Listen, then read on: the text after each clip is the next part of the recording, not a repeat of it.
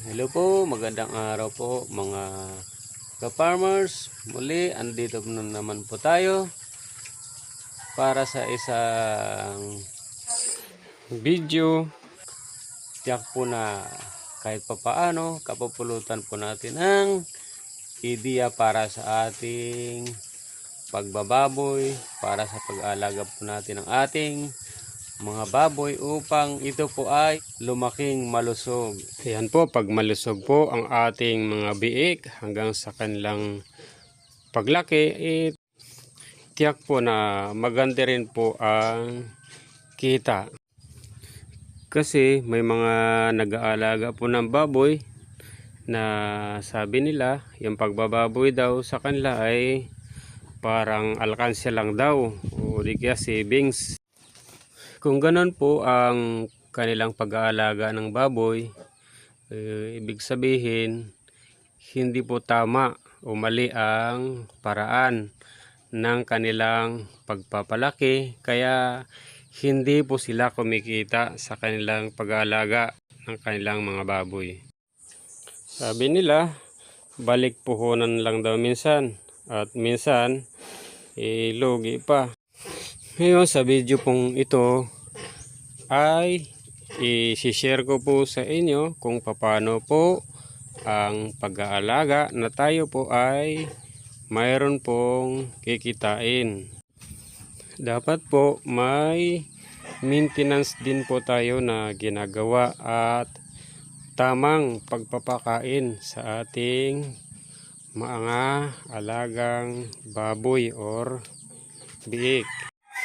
Ang una po, dapat sa ikatlong araw po ng pagkapanganak ng ating mga biik, dapat bibigyan po natin sila or tuturukan po natin sila ng iron dextran complex. Yan, may mabibili po niyan sa mga poultry supply.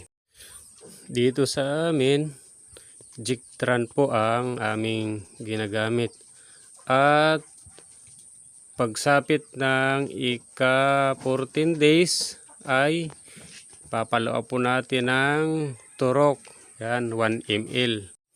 Ikatlong araw, 1 ml. At sa follow up sa ika-14 days, 1 ml din po ang ating ituturok. Ang iron dextran complex po ay para sa anti-anemia ng ating mga biik, kasi hindi po kayang isupply lahat yan ng ating inahin. Ngayon sa ika-7 araw, bibigyan naman po natin sila ng multivitamins na ituturok natin at magpa-follow up naman po tayo sa ika-25 araw ng ating mga biik.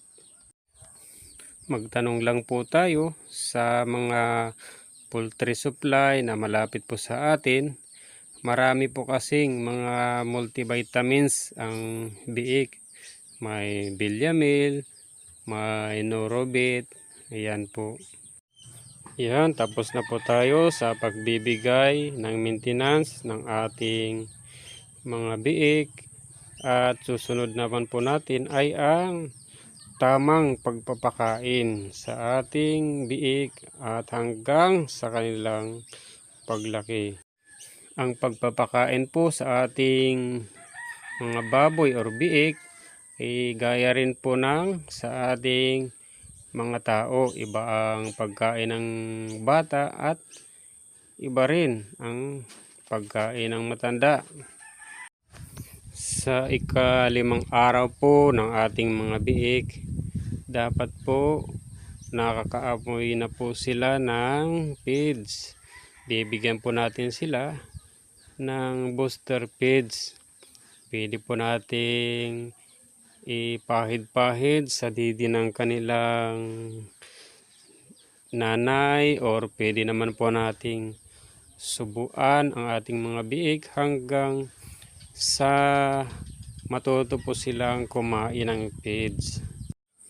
At pagdating naman po ng ika-23 araw ng ating mga biik mula pagkapanganak, pwede na po natin silang turuang kumain ng pre-starter. Kasi sa ika-28 nila o ika-30 araw, pwede na po silang iwalay. Para bago sila iwalay, malalakas na po silang kumain ng pre-starter. Ngayon, mula pagwalay, pre-starter po ang ipapakain po natin sa ating mga biik. At sa ika-10 araw po ng ating mga biik mula pagwalay, ay unti-unti na po nating hahaluan yun pong pre-starter ng starter feeds. Yan.